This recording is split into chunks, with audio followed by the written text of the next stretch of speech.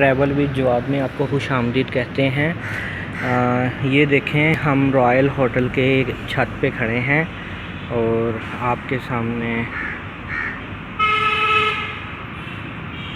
ये एबटाबाद का बहुत ही खूबसूरत व्यू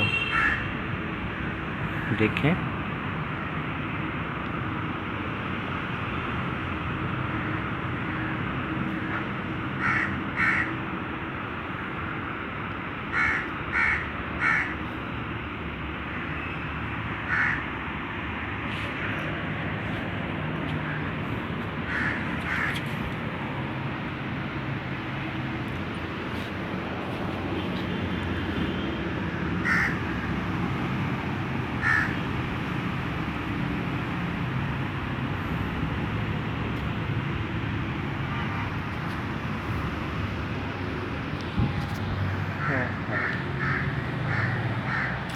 बहुत ही खूबसूरत व्यू आपके सामने मेरे बैग पे।